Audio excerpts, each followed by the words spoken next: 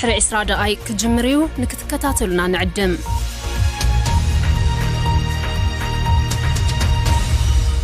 kun sagantaa BBC afaan Oromooti nu waliin tura.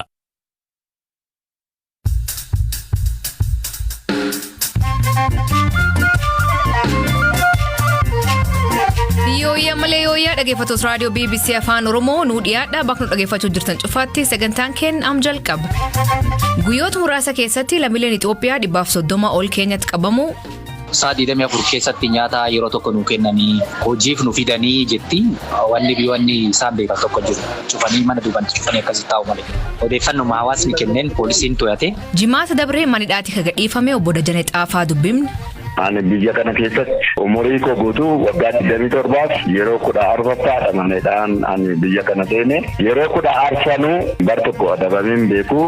Liibiyaatti daa'imman dabalatee baqattoonni 600 ol to'annoo poolisii jaloolu kanaaf oduu dabalatan waliin tura an Aslii Galgaloo.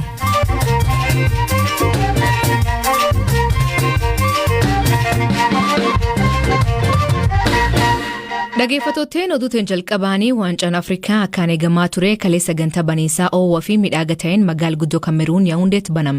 Tapha jalqabaa dorgommii kanaan qopheessituun Kameruun duuba kaa'uun Burkina Faso 2-1 yoo injifattu Itoophiyaan ammoo taphataan tokko kaadii diimaa dirree baheen Keep Verde'n 1-2 injifatamte. Gaazexeessa Ispoortii Gamees gaazexaa Bariisa irratti barkune 3 oliif hojjete obbo Tashoomaa Qadiidaa waa'ee tapha kana irra dubbifnuuf beeksisuu fi waa'ee hojii isaanii gabaabinaan himuu eegala. Tashoomaa Qadiidaan jedhama. Qopheessaa gaazexaa Bariisaa qopheessaa ispoortiiti. Gara waggoota 38 gaazexuma kanarra hojjechaa ture. Ammas pireesii Itoophiyaa keessa gaazexaa Bariisaa irra hojjechaa jira. Waggoota kana hunda ispoortii irratti hojjettu moo dhimmoota kaan irratti? Waggoota kana hunda ispoortuma gubbaan hojjechaa ture. Ibrahim Hajiitti kan siin nagayaan akka abbaa kiyyaatitti kan isa lamu. Gaazexaa Bariisaa duraan hoggaanaan isaanitti makamu taanaa qopheessaa gaazexaa Bariisaa ture.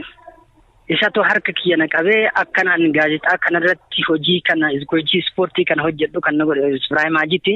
Waa'ee waancaa Afrikaatti kaasna. Kaleessa Kaameruunitti haala ho'aa ta'een eegalameera.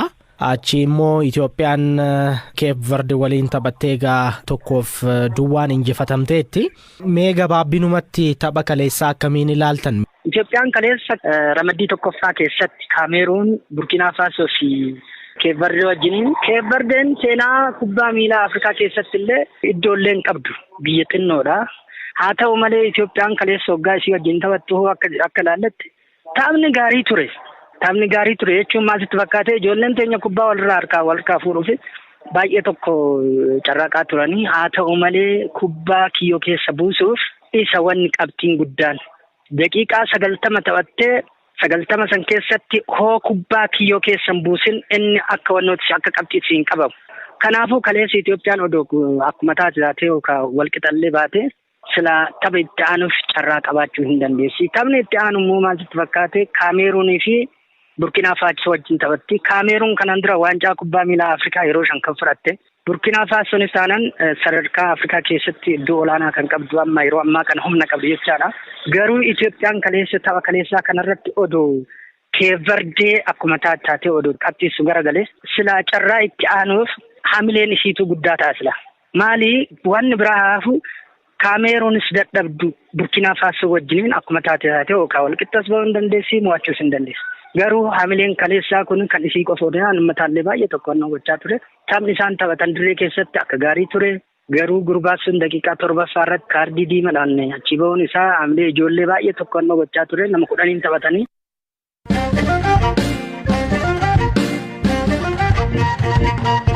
Dhaggeeffattootni taphaan xumurameen Giniif Malaawiin 1-2 injifatte akkasumas Morokoof Gaanaan 1-2 injifatte. Oduu biraatiin poolisiin Keeniyaa lammiilee Itoophiyaa 91 seeraan biyyattii keessa socho'aa turan mantoo keessatti arguun to'achuu ibsiti. Baqattoonni kunneen dhiirota umriin isaanii waggaa 25 gadi yoo ta'u dameen qorannoo yakka poolisii biyyattii ammaan duraallee godaantonni hedduun magaalaa Naayiroobii fi dhiyeennatti irra deebiin kan qabaman yoo ta'u guyyootaan dura dargaggoonni 44 ta'an magaalaa guddittii keessatti qabaman. Godaantota to'annoo jala oolan afaan hiikuun kan gargaaru Jabbiir Shee Ismaa'il waa'ee dargaggoota qabamanii kana Elias Mulugeettatti. Warri kun kasaraanitti qabamaniira. Warri kasaraanii qabame kun haga dhufee jedhee baatii 4 jiran Naayiroobii keessa. namatu mana kireessee fi mana keessa kaa'aa ture. Namni 44 kana mana kifilii 3 keessa kaa'anii achi keessatti jiraataa turanii. Sa'a 24 keessatti nyaata yeroo tokko nuu kennanii hojiif nu fidanii jetti. Wanni isaan beekan tokko jiru. Cufanii mana duubatti cufanii akkasitti taa'u malee. Odeeffannoo hawaasni kenneen poolisiin to'ate gara poolis isteeshinaa fide. Umriin isaanii baay'een isaanii meeqa ta'u? Baay'een isaanii I think ganna 28 gadi. Warra madiyoo qabame kun illee warruma gara South Africaatiin. Dhiyeenya kanatti irra deddeebiin Itoophiyaa irraas ijoolleen baay'ee qabamaa akka jiran dhagaa jirra. Maalidha sababni kanaa? Sababni kanaa I think deddeebisaan nama Itoophiyaa irraa gara South Africaa deemu kun baay'inaan waan karaa kanarra taruuf mootummaan Keeniyaa waan kana irratti hojjetaa waan jiruuf baay'inaan bakka kaa'amanii karaa irratti illee odeeffannoo garaagaraatiin qabamaa kan jiranidha. Dargaggoonni kunniin namoota isaan deddeebisaniif yookaan ammoo dallaalotaaf meeqa fa'aa kaffalu maallaqa? Birri 300 Itoophiyaa warri kafalee illee jira, 50 malee warri kafalee jira, warri ganaa achi gahee akkaawuntiin kafaluu barbaadu illee jira. Godaantota kanneen deddeebisuun kanneen shakkamanii fi to'annoo jala kan oolan jiru waa'ee isaanii wanti beeknu maaltu jirame? Warra 44 ammaa kana namni qabamee jiru, namni shakkamee jira. Isaan mootummaan hordofii godhu jiru. Dargaggoonni amma qabamanii jiran kunniin egereen isaanii maalime? Gara biyyaatti deebifamu moo maal ta'ame? Egereen namoota qabamanii haala lama irratti murtaa'a. Tokko warri qabame kun deddeebisa namoota keessatti miidhamtoota ka jedhamutu ilaalama. Victim, if they are victim ka jedhu. Yoo miidhamtoota deddeebisa namaa keessatti ta'an ragaa bayanii akka nama ragaa bayee sanitti gara biyyaa deeffamu.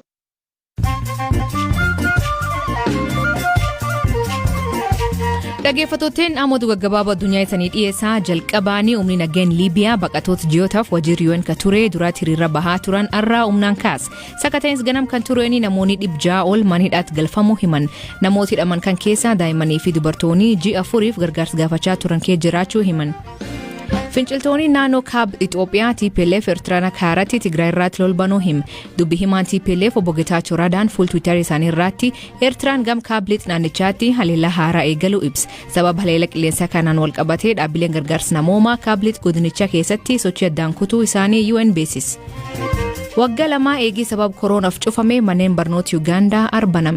Cufiinsi kun waan turee fi barattoonni harka 30 manneen barnootatti deebi'uu dhabuu aangaa'onni akeekachiisanii turan. Hedduun isaanii hojii jalqabanii kaan ammoo diqqeenan heerumuu himan. Manni murtii Myanmar hoogantuu biyyattii aangoorraa kaafamte Aung San Suu Kyi hidha dabalataa waggaa 4 itti mur meeshaalee kominikeeshinii walkie-talkies jedhaman ala galfachuu fi seera laan qabaachuun akkasumas qajeelfama COVID-19 cabsuun himatamte.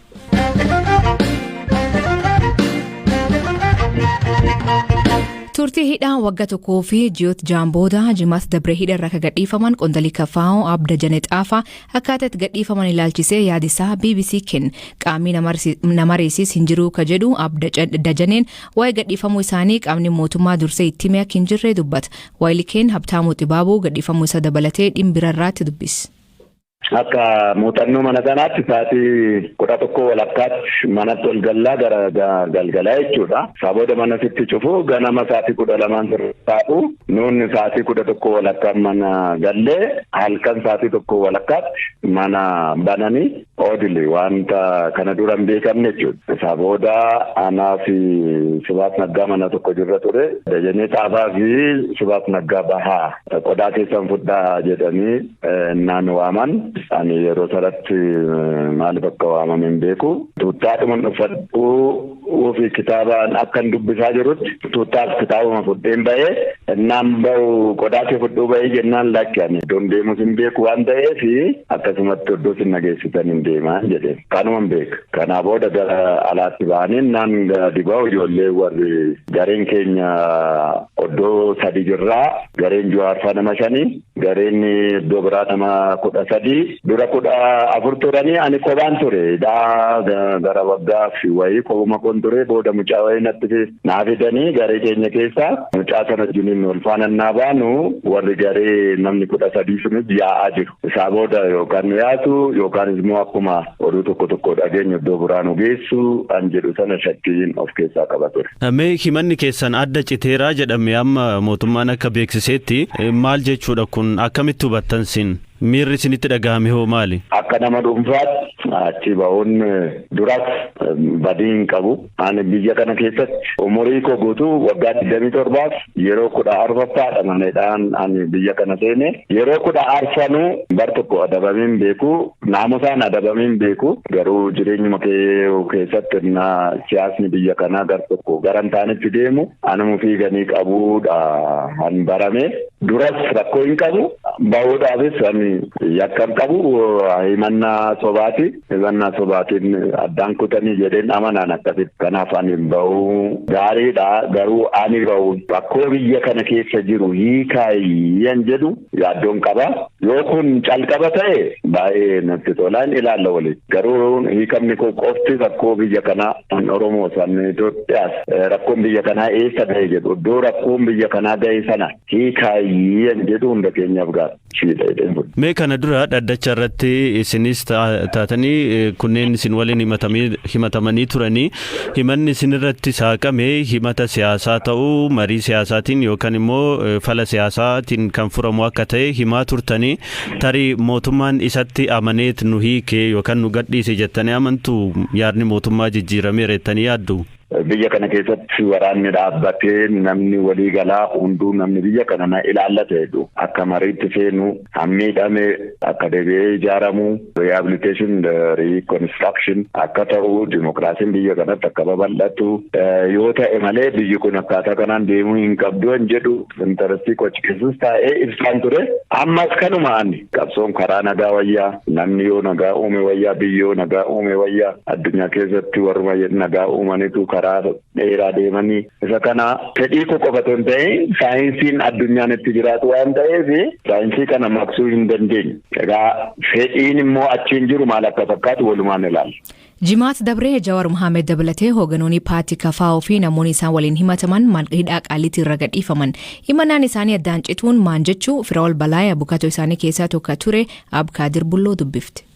Kan dhiifamaa kuni himata abbichi karaarra ture san yookaan nama saniin adabsiisa jedhee ittiin deebisan dhiisee jedhee abbichi dhiifamaan abbichi gaafatusanidha. Sunillee maaliin ta'a himanni sun namni itti himatame kuni yookaan iyyannoo dhiyeessee qaamni boordiin dhimmi ilaaluu fi kanaaf kan ilaalu mirkaneesseeti yookaan pirezidaantii biyyattiitiin kan mirkanaa'u jechaadha. Himata kaasuu kan jedhamu kuni qaama himata sanii armaan dura dhiyeessisantu abbaan alangaa jechaadha. Himata ofii kaasaa jechaadha. Garuu kan amma dhufetti as deebinu ammoo amma kan jedhame mootummaan himata armaan dura addaan kute jedhamee kan jedhame amma. Egaa isa amma kuni lachuu keessa hin seenu beeka amma yennoo Procedure amma sitti kana keessa seenu mootummaan himata kana haala confidence yookaan abbichi warri himatame kuni boru hin gaafatamu. Manni kuni yeroo dhumateera haala nama jechisiisuuf miti. Kanaafuu haala madalame kuni haala addaatiin mootummaan himata kana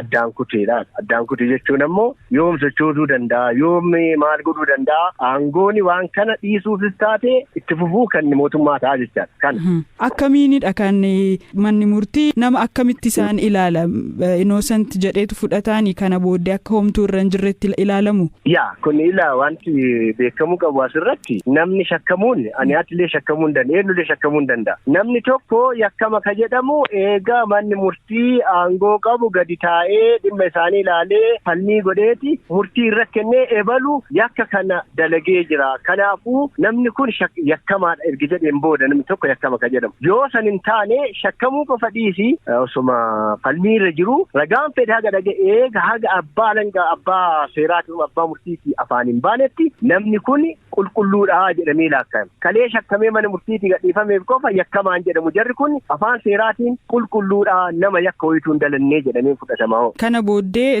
dhimmi isaanii yookiin himanni isaanii ka'uu danda'a waan akkas jedhus kan jedhu argeerannaa isarratti maal jettu siin? Kan wanti mootummaa wanti dhorgaa hin jiru. Akka haalli itti cufamillee haala waan san ta'uu akka danda'u haala xiqqoo shakkuu akka dandeenyu haala san fakkaataadha. Dhaggeeffattootteen sagantaan irraa ganuma nu waliin turuu keessaniif ulfaadha isaniin jenna. Mammaasii galgal kanaa mataa hin qabdu boraatii qabdi, qodaa hin qabdu qoraasum qabdi. Hiikan isa maanii kooment keessatti nu beeksisa. Sagantaa kan qopheesse Elias Mulugeeta gam teknikaatiin Oskar Bunga keessaniif dhiyeessaan asli galgalooti agborisaatti akkana nagaa waaqa kee bulaa oraa bulaa deebana hangafamaan dhan bulaa.